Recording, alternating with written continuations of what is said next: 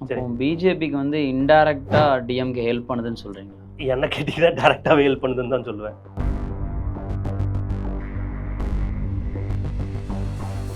இப்போ திடீர்னு முருகருக்கு ஒரு மாநாடு நடத்துறாங்க.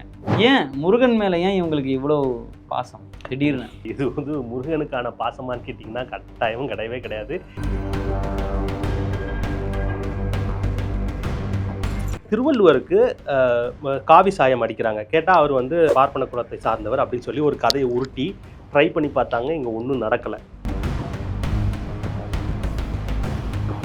ரஜினியை வச்சு ஆன்மீக அரசியல்னு ஒன்று ஆரம்பிக்கிறாங்க.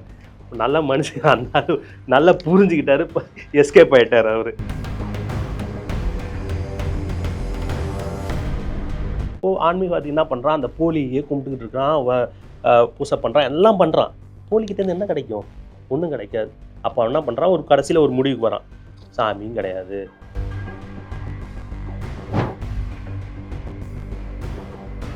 சேகர் பாபு மிகவும் நெருக்கமாக 3000 குடமுழுக்குகள் வரைக்கும் இந்த பிற மன்னினர்களை வச்சுக்கிட்டு செய்கிறாரு.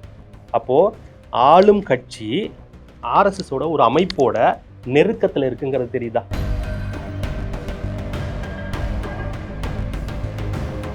மலைகளை காப்போம்னு சொல்கிறாங்கல்ல, அப்போது இந்த மாநாடு ஜூன் மாதம் நடக்குது. அப்போ மே மாதத்தில் போயிட்டு அழகர் மலையை இடித்து அதில் இருக்க கருக்களை குவாரியாக நம்ம எடுத்துக்கலாம் அப்படின்னு ஆர்டரை ப்ராஸ் பண்ணுறாங்க. இப்போ இவங்களோட நோக்கம் மலைகளை காப்பாற்றுவதா?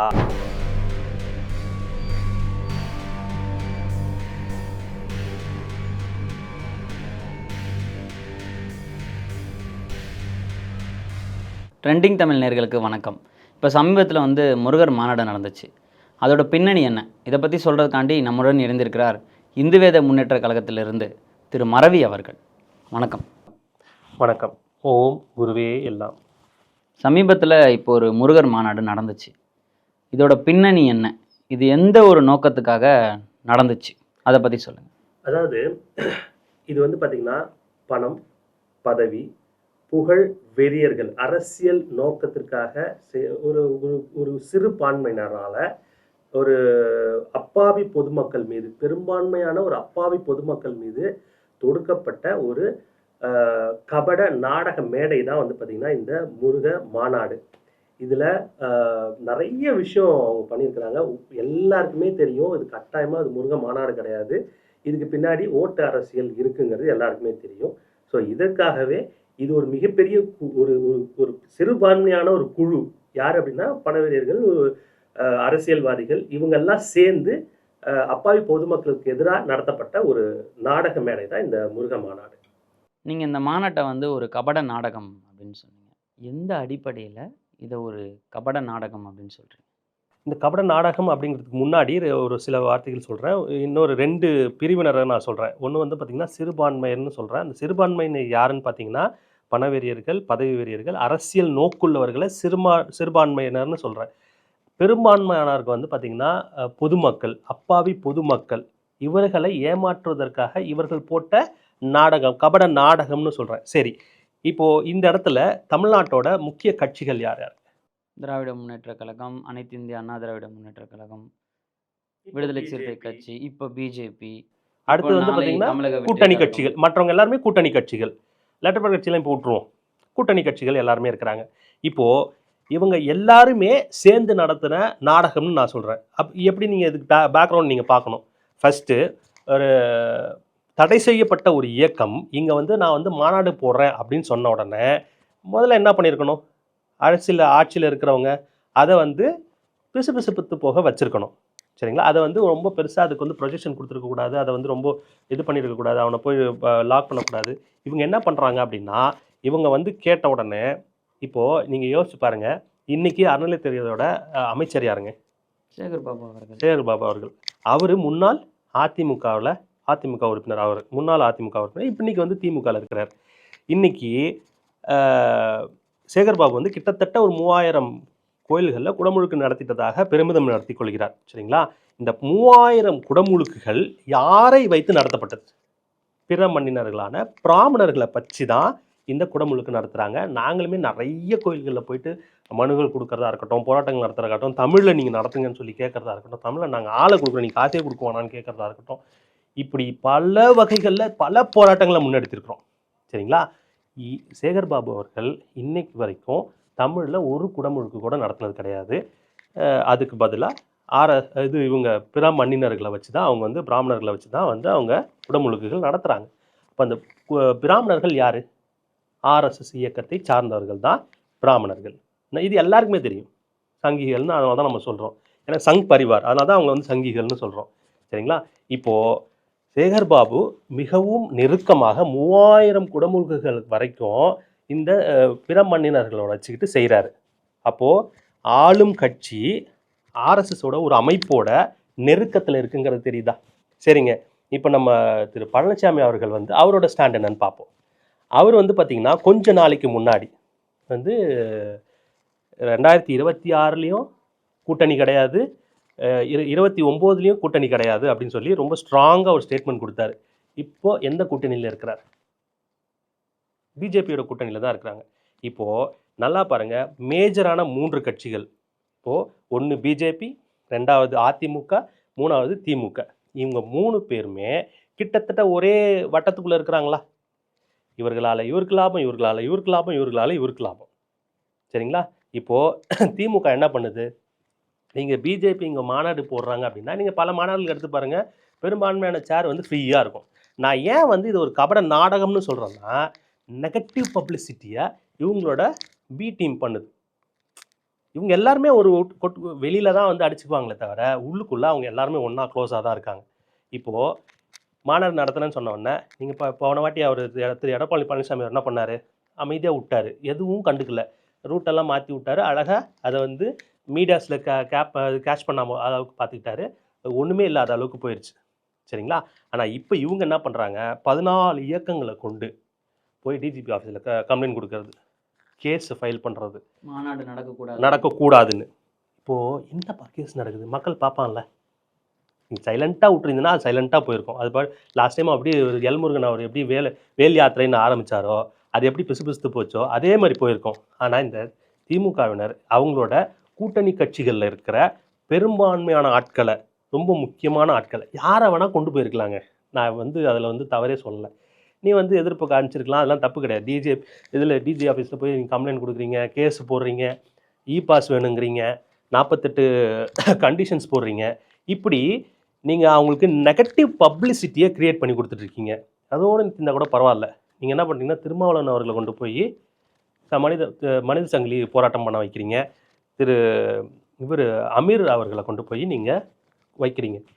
நீங்கள் இந்த பாஜக அமைப்பினர், இந்த ஆர்எஸ்எஸ் அமைப்பினர் நீங்கள் எடுத்து பார்த்தீங்கன்னா, அவங்களோட முக்கியமான கிட்டத்தட்ட 10 வருடங்களில் அதுக்கு 100 வருடங்கள் எடுத்துக்கிட்டிங்கன்னா ஒரு 16 இடங்களுக்கு மேலே குண்டுவெடிப்பு நடத்திருக்கு. இந்த 16 இடங்களில் குண்டுவெடிப்புமே எங்கே நடந்திருக்குன்னு பார்த்தீங்கன்னா, இஸ்லாமியர்கள் அதிகமாக வசிக்கக்கூடிய இடங்களில் தான் நடந்திருக்கு. அப்போது இவங்களோட மெயின் டார்கெட்டே இஸ்லாமியர்கள் தான். இப்போ இவங்க சும்மா விடுவாங்களா? அமீர் வந்து ஒரு ஆன்மீகவாதி. ஆன்மீகவாதிக்கும் முருக பக்தர் மாநாட எதிர்ப்பு எவன் தெரிவிக்கிறார்? அவர் ஒரு நியாயமான கருத்தை வைக்கிறாரு. இது வந்து நாங்கள் வந்து எல்லாருக்குமே வந்து பொதுவான அமைப்புன்னு சொல்லி சொல்கிறாரு. இருந்தாலும் அவன் அப்படி பார்ப்பான். எடுத்து பாருங்கள், அதை அப்படியே அழகாக ப்ரொஜெக்ட் பண்ணுறாங்க. வெறுப்பு அரசியலை உருவாக்குறாங்க. கவனிக்கிறீங்களா?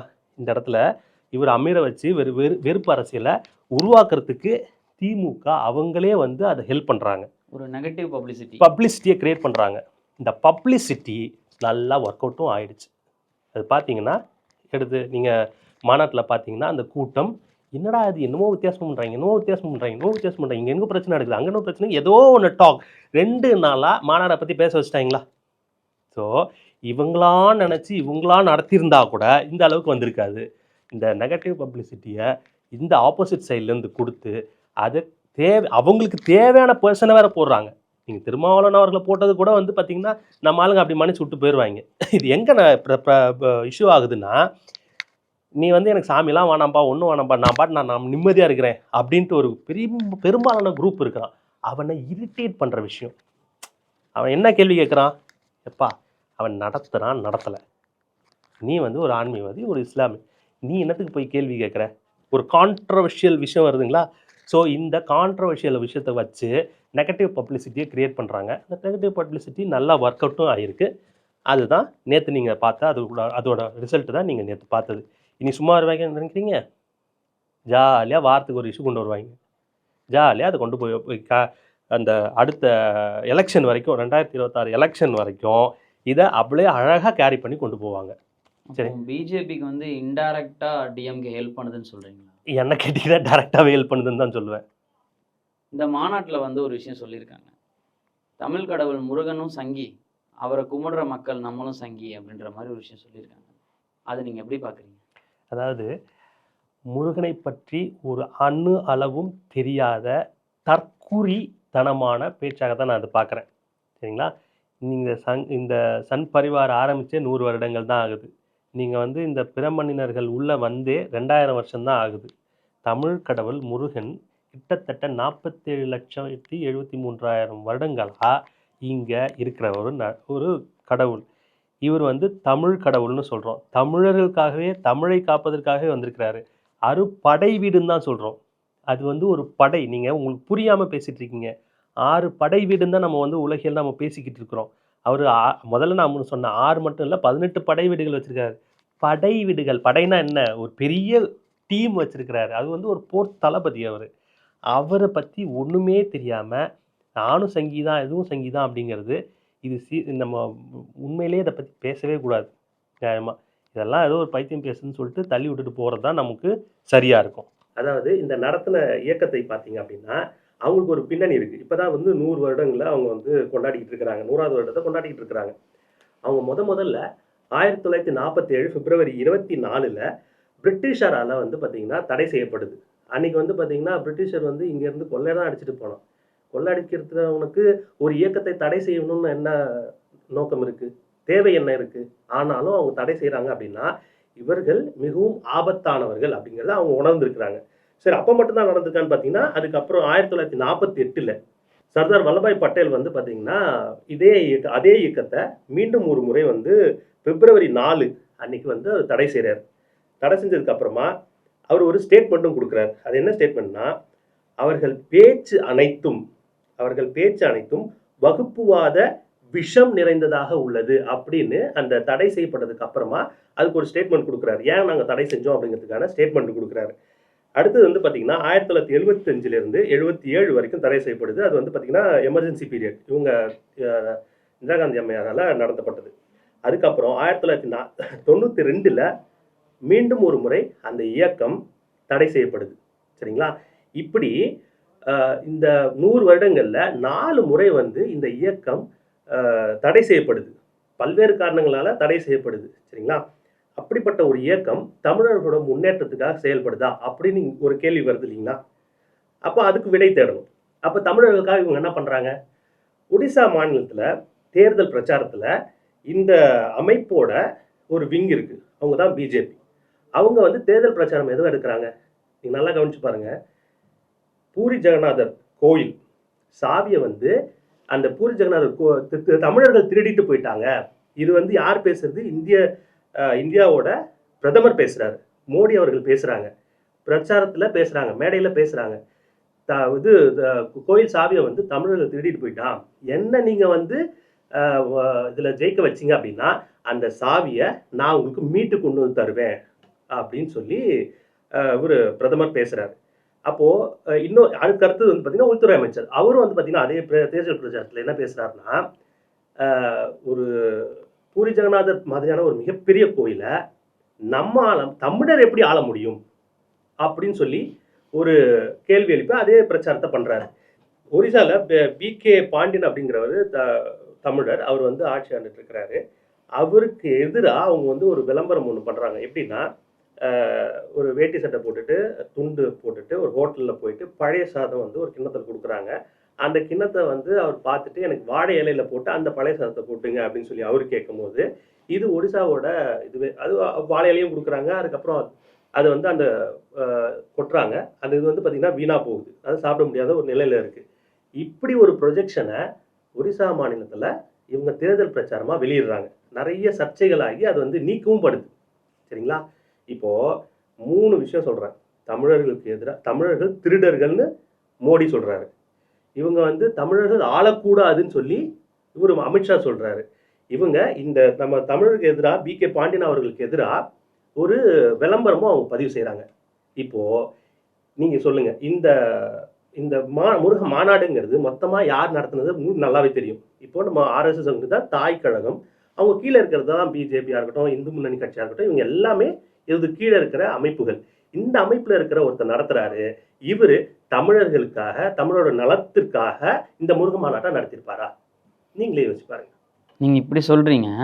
ஆனால் மோடி அவர்கள் தான் இப்போ ரீசெண்டாக என்ன சொன்னார், தமிழ் மொழி தான் ரொம்ப முக்கியமான மொழி, அதுதான் பழமையான மொழி அப்படின்னு அவரே சொல்லியிருக்காரு. இப்போ அதை எப்படி பார்ப்பீங்க? இல்ல, அதுதான். இப்போ நீங்க இதே கேள்விக்கு அதே பதில் தான். இப்போ நீங்க பாத்தீங்கன்னா, இங்க வந்து தான் பேசுவாரு. இங்க வந்தாருன்னா, தமிழ்நாட்டுக்கு வந்தாருன்னா, தமிழ் மொழி தான் பெருசு, தமிழ் மொழி தான் உலகத்திலேயே பழமையானது அப்படின்னு சொல்லுவாரு. சரிங்க, நீங்க நான் இன்னொரு வாதத்துக்கே வரேன். தமிழ் தான் மிகச்சிறந்த மொழின்னு சொல்றீங்கல்ல. அப்போ மோடி அரசு தானே வந்து இதுல இருக்கு. மத்திய அரசாங்கத்தை ஆண்டுட்டு இருக்கு. இந்தியா முழுக்க ஆண்டுட்டு இருக்கு. நீங்க உலகத்துல இந்தியாவோட எல்லா மொழிகளும் விட்டுருங்க. தமிழ்நாடு, தமிழுக்கு தமிழர்கள் வாழக்கூடிய நாடு. தமிழர்கள் வாழக்கூடிய நாட்டுல தமிழ் கோயில்கள்ல தமிழ்ல ஒருத்தருக்கு அர்ச்சனை பண்ணலாம். தமிழர்கள் போய் அவங்க கருவறையில் நின்று பூசை பண்ணலாம் அப்படின்னு ஒரு ஆர்டர் போட சொல்லுங்களேன் பார்ப்போம். அதுதான் இங்குள்ள அரசாங்கம் தான் அனைத்து ஜாதியினரும் அர்ச்சகராகலாம் அப்படின்னு ஒரு விஷயம் கொண்டு வந்திருக்காங்க. இங்க எல்லாருமே வந்து பாத்தீங்கன்னா ஒரு ஒரு ஒரு மாய பிம்பத்தை தான் உருவாக்கி இருக்கிறாங்க. இப்பவும் நீங்க கோயிலுக்கு போங்க, சரிங்களா? இந்த ஸ்டாலின் அரசாங்கமும் சரி, அவங்க இப்போ நீங்கள் போனீங்கன்னா அன்னை தமிழ் அர்ச்சனைன்னு சொல்லிட்டு 2 பேர்லேருந்து 3 பேர் நம்பர் இருக்கும். பெரும்பாலான இடங்கள்ல அந்த நம்பரே அழிக்கப்பட்டிருக்கும். சில இடங்கள்ல நீங்கள் நம்பர் இருக்கும், நீங்கள் ஃபோன் பண்ணீங்கன்னா அவர் வந்து நான் இங்கே இருக்கேன், அங்கே இருக்கேன், எத்தனை மணிக்கு வருவேன், அத்தனை மணிக்கு வருவேன்வார். சில நேரங்கள் ஃபோனே எடுக்க மாட்டார். இது எல்லாமே விளம்பரத்துக்காக செய்யப்படுகின்ற ஒரு தமிழை விளம்பரம் படுத்தி அரசியல் லாபம் செய்வதற்காக எல்லாமே பண்ணிட்டு இருக்கிறாங்க. அது மோடி. அதனால தான் அவர் வந்து தமிழ் பழமையான மொழி, தமிழுக்கு நாங்கள் முன்னுரிமை கொடுக்குறோம் அப்படின்னு சொல்லி சொல்றதுலாம் அதுதான். ஆனால் செய்யறது பார்த்தீங்கன்னா அப்படி கிடையாது. அவங்களோட எல்லாமே வந்து பார்த்தீங்கன்னா ஒரு பிம்பம் தான் உருவாக்குறாங்க. நீங்கள் அறுபடை வீடுகள் வந்து காட்சி வச்சிருக்கிறாங்க, அதாவது மாதிரிகளை வச்சிருக்கிறாங்க. இப்போ அங்கே போன மக்கள்கிட்ட அவங்க என்ன ப்ரொஜெக்ட் பண்ணுறாங்க அப்படின்னா, நீங்கள் பேட்டிகள்லாம் எடுத்து பாருங்களேன். ஆறுபடை வீடுக்கே போயிட்டு வந்த மாதிரி திருப்தி இருக்கு, ஆறுபடை வீடுக்கே போயிட்டு வந்த மாதிரி திருப்தி இருக்கு. இது ஏங்க ஒரு கண்காட்சிக்கும் ஒரு அறுபடை வீட்டு அதாவது கோயிலுக்கும் வித்தியாசம் இருக்குல்ல. இவங்க என்ன பண்றாங்கன்னா ஒரு பிம்பத்தை முன்னாடி வச்சு, ஒரு பிம்பத்தை கொண்டு வந்து முன்னாடி வச்சு அந்த பிம்பம் தான் ஒரிஜினல் அப்படிங்கிறத சொல்லிட்டு இந்த ஒரிஜினல் விஷயத்த அப்படியே கரைச்சிடுறாங்க. சரி, நான் இன்னொரு எக்ஸாம்பிள் சொல்றேன். இது வரைக்கும் இலிங்கம்னா என்ன வடிவம்? அது வந்து பார்த்தீங்கன்னா ஒரு பானம் இருக்கும், ஒரு ஆவுடை இருக்கும், அது கீழே வந்து மேடை இருக்கும். இதுதானே வடிவம். இப்போ ரீசெண்டாக நீங்கள் பாருங்க, நிறைய இடங்கள்ல யோகி அது ஆதி யோகின்ற ஒரு மனிதரோட சிலை இருக்கு. ஈசா. இப்போ நான் வந்து மறவி, என்கிட்ட நீங்கள் ஒரு விஷயம் கேட்டிங்கன்னா நான் சொல்ல முடியும். அதே பரமேஸ்வரன் கிட்ட அந்த விஷயம் ரமேஷ் கிட்ட மறவி கிட்ட கேட்க வேண்டிய விஷயத்த பரமேஸ்வரன் கேட்டிங்கன்னா சொல்ல முடியுமா? சொல்ல முடியாது. அதே மாதிரி தான் பரமேஸ்வரன் கேட்க வேண்டிய கேள்வியை பரமேஸ்வரன் தான் கேட்கணுமே தவிர மறவிட்ட கேட்டிங்கன்னா தெரியாது. ரைட்? இப்போ அங்கே என்ன நடந்துட்டு இருக்குன்னா, ஒரிஜினலாக இருக்கிறத தூக்கி ஓரம் வச்சுட்டாங்க, கரைச்சிட்டாங்க, மறைச்சிட்டாங்க. இப்போ வேற ஒரு போலியை வச்சு கொண்டு வந்துட்டாங்க. இப்போ ஆன்மீகவாதி என்ன பண்ணுறான், அந்த போலியே கும்பிட்டுக்கிட்டு இருக்கான், பூசை பண்ணுறான், எல்லாம் பண்ணுறான். போலிக்கிட்டேருந்து என்ன கிடைக்கும்? ஒன்றும் கிடைக்காது. அப்போ என்ன பண்ணுறான், ஒரு கடைசியில் ஒரு முடிவுக்கு வரான். சாமியும் கிடையாது, இவங்க பண்ணுறதெல்லாம் பித்தலாட்டம், சாமி வச்சு என்னை ஏமாத்துறாங்க அப்படின்னு நாத்திகவாதியை கன்வெர்ட் ஆகுறான். பாதி எனக்கு சாமியே வேணான்னு ஒரு குரூப் போகிறான். இன்னொரு குரூப் என்ன பண்ணுறான், அங்கே ஒருத்தன் எனக்கு வந்து பிஸ்கட் கொடுக்குறான், பால் கொடுக்குறான், என் கஷ்டத்துக்கு சப்போர்ட் பண்ணுறான், ஸ்கூலுக்கு அட்மிஷன் கொடுக்குறான் அப்படின்னு மதம் மாற்றிக்கிறாங்க. இப்படித்தான் வந்து கொஞ்சம் கொஞ்சமாக இந்த ஆன்மீக பூமியை பிளவுபடுத்தி மாற்றிக்கிட்டே வந்துக்கிட்டு இருக்கிறாங்க. இன்னைக்கு வரைக்கும் அதுதான் செஞ்சுக்கிட்டு இருக்காங்க. ஸோ இவங்களோட அஜெண்டாவே என்னன்னா, ஒரிஜினலாக மறைச்சிடணும், ஒரு டூப்ளிகேட்டை வச்சிடணும்.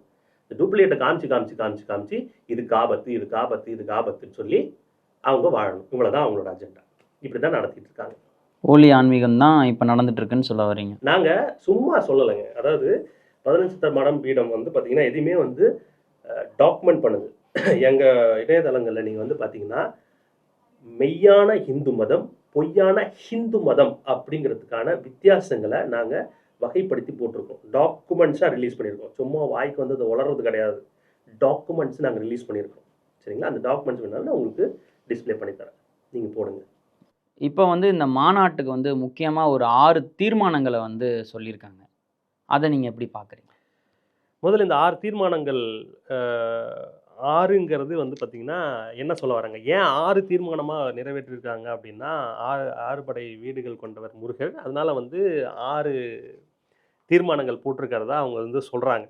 இதுல இதுல ஒரு சில தீர்மானங்களுக்கு நாங்களே வந்து அத ஆமோதிக்கிறோம். அது சரிதான். தப்பு கிடையாது. ஒரு சில இத மட்டும் நம்ம பார்ப்போம். மற்ற இது என்னன்னு பார்ப்போம். முருகனுக்கும் இவங்களுக்கும் என்ன சம்மந்தம் இருக்குன்னு பார்ப்போம்.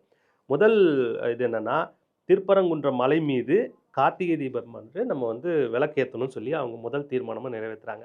இது வந்து ஒரு நியாயமான ஒரு தீர்மானம் தான். இதுக்கு இந்து வேத முன்னேற்றக் கழகம் என்ன சொல்லுதுன்னா, இந்துக்களும், இஸ்லாமிய நண்பர்களும் அனைவரும் ஒன்றிணைஞ்சு எப்படி 800 வருடங்களா நாங்க அந்த மலை மேல நாங்க விளக்கேத்திட்டு இருந்தோமோ, அதே மாதிரி இன்றும் நட்புறவோடும், சகோதர தத்துவத்தோடும் அந்த விளக்குகளை நாங்க ஏற்றணும். அப்படிங்கிறது எங்களோட அ தாழ்மையான கருத்து. இத நாங்களும் ஆமோதிக்கிறோம். சரிங்களா? 2வது பஹல்காம் தாக்குதல். அதுக்கு வந்து பார்த்தீங்கன்னா, நன்றி தெரிவிக்கணும். அது யாருக்குன்னா, மோடி அவர்களுக்கும், ராணுவத்தினருக்கும் வந்து நன்றி தெரிவிக்கணும்னு சொல்றாங்க.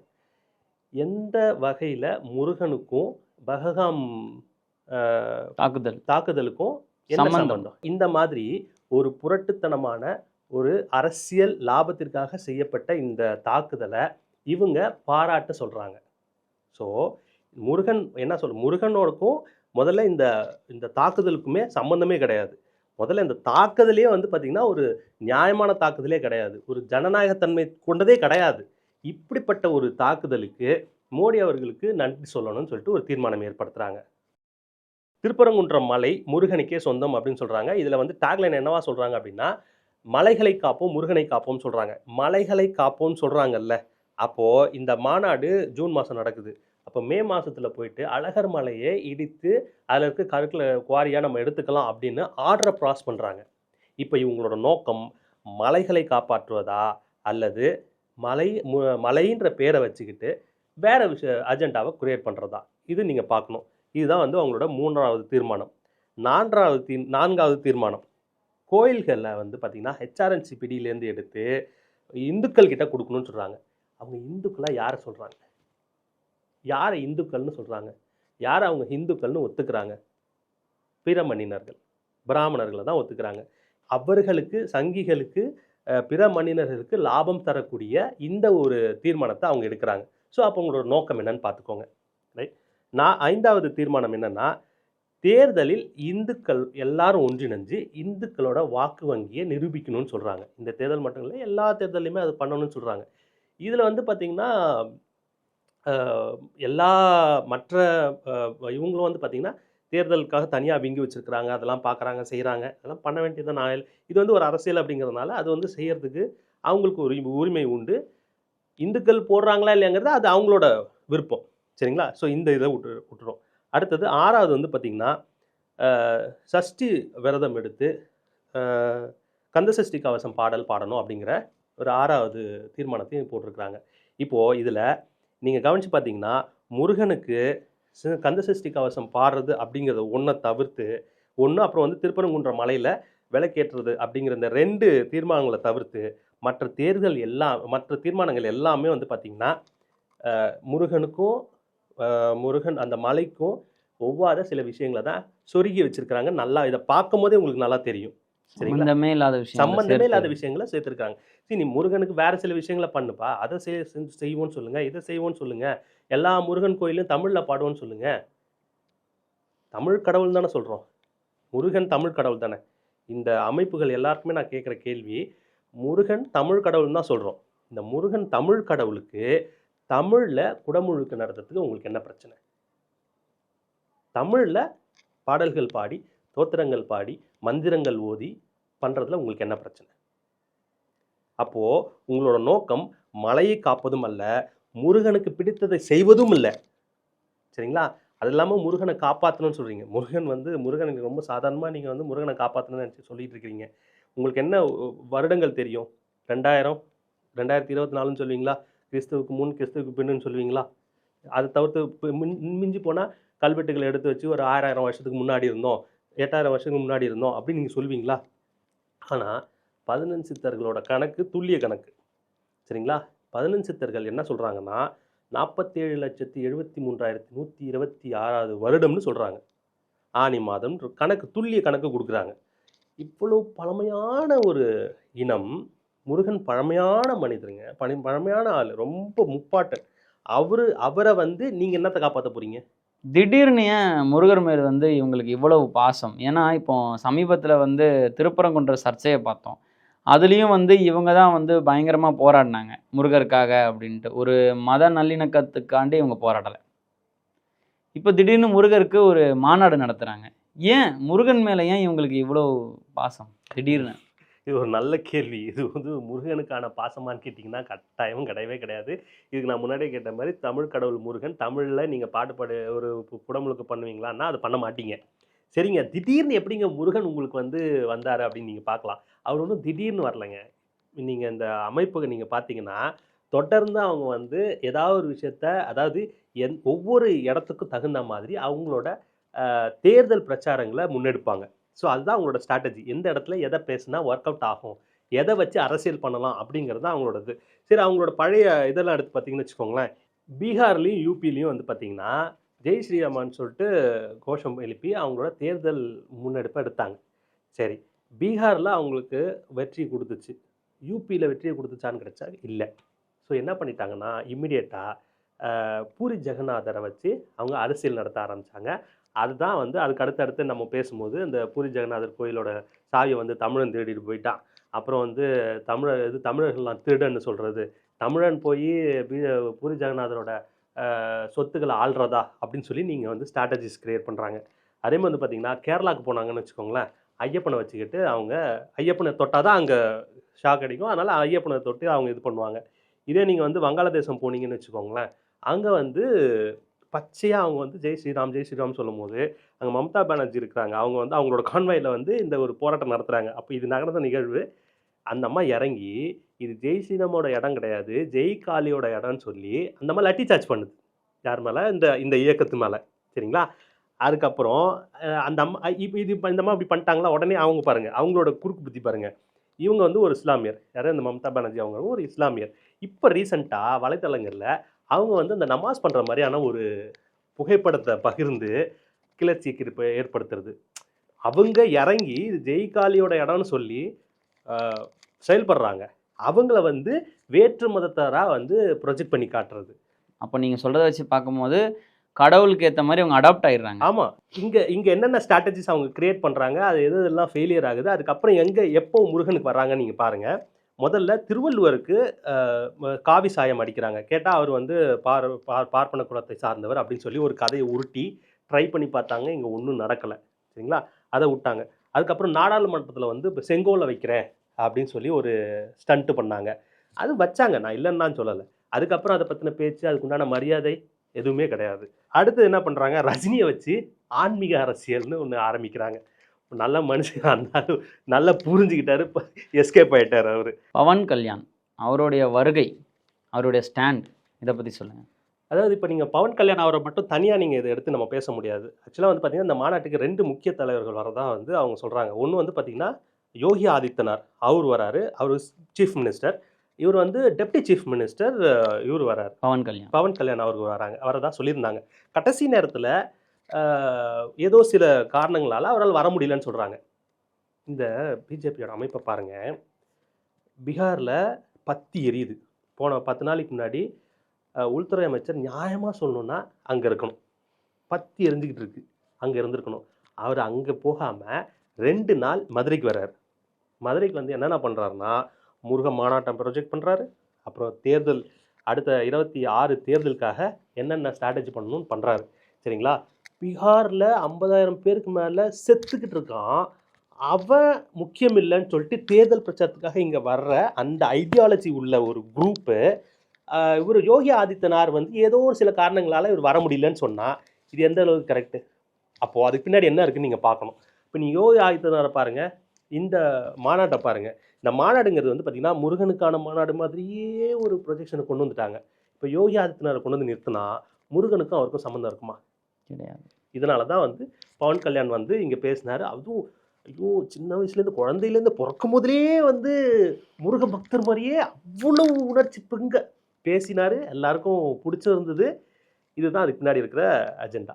அது இந்த காரணத்தினால தான் அவரை கூப்பிட்டாங்க. இப்போ சமீபத்தில் வந்து திருமா அவர்கள் வந்து ஒரு கோவிலுக்கு போயிட்டு வந்துட்டு விபூதியை வந்து அழிச்சார். அதுக்கு வந்து எச் ராஜா அவர்கள் வந்து ஒரு ஸ்டேட்மெண்ட் விடுறாரு. அது நீங்கள் எப்படி பார்க்குறீங்க? முதல்ல யாரு சொல்றாங்கங்கிறத பார்க்கணும், என்ன சொன்னாங்கங்கிறத பார்க்கணும். இப்போ யாரு சொன்னாங்கன்னு பார்த்தீங்கன்னா, திரு ஹெச் ராஜா அவர்கள் சொல்றாரு. அவரோட பழக்கமே இதுதான். இப்போ அதுக்கு முன்னாடிலாம் நீங்க அவரோட வரலாறு எடுத்து பார்த்தீங்கன்னா, தொடர்ச்சியா இஸ்லாமியர்களை க இழிவுபடுத்துறதும், தலித் மக்களை இழிவுபடுத்துறதும், அவர்கள் செய்யற சின்ன சின்ன விஷயத்த கூட பூதாகரப்படுத்தி செய்யறதும் தான் அவரோட மெயின் அஜெண்டாவா இருக்கு. நம்ம காலகாலமா நம்ம அத பார்த்துக்கிட்டு இருக்கோம். அதனால தான் வந்து பார்த்தீங்கன்னா, அவங்களுக்கு இங்க தமிழ்நாட்டுல ஒரு இடத்துல ஒரு வாட்டி கூட அவங்களால ஜெயிக்க முடியல. எலெக்ஷன்ல நிக்கவும் முடியல, ஜெயிக்கவும் முடியல. இந்த இத நம்ம பார்க்குறோம். சரி, இப்ப திருமாவளவனை ஏன் அவர் இப்ப மறுபடியும் அவங்க ப்ரொஜெக்ட் பண்றாங்க அப்படின்னா, அவரு அவரு திருமாவளவன் அவர்கள் தலித் மக்களுக்காக போராடக்கூடிய இப்ப இருக்கிற கரண்ட்ல உயிர்ப்போட இருக்கக்கூடிய ஒரு தலைவர் அப்படின்னு பார்த்தீங்கன்னா, அவர் வந்து திருமாவளவன் அவர்கள் தான். இந்த திருமாவளவன் அவர்களை வந்து நீங்க அசிங்கப்படுத்துறது மூலியமா, அந்த வெறுப்பு அரசியல தொடர்ந்து நீங்க கொண்டு போக முடியும். இதுதான் எச் ராஜா அவர்களோட அஜெண்டாவே. எங்க நீங்க அவர் பேசினாலும் சரி, அவரோட பேச்சுகள் இன்னைக்கு வரைக்கும் இந்த திருப்பரங்குன்றம் இஷ்யூல நீங்க பார்த்தீங்கன்னா, மதுரை வந்து அயோத்தியாக மாறும்னாரு. அதுக்கு எஃப்ஐஆர் இருக்கு. இதுவரைக்கும் அரெஸ்ட் பண்ணப்படல. நீதிமன்றமாவது மயிராச்சுன்னு அப்படி சொல்லி பப்ளிக்ல இருக்கு. அந்த வீடியோஸ் இன்னைக்கும் இருக்கு. நீதிமன்றத்தை அவமதிச்சிருக்கிறாரு. அதுக்கு வந்து கேஸ் இருக்கு. அதுக்கு மன்னிப்பு கேட்டாருன்னு நினைக்கிறேன். சரியா எனக்கு நினைவுல இல்ல. இப்படி தொடர்ச்சியா வெறுப்பு அரசியலை உருவாக்குவது தான் ஹெச் ராஜாவோட அஜெண்டா. அதற்கு இன்று பலியாடானவர் வந்து பார்த்தீங்கன்னா, திருமாவளவன் அவர்கள்.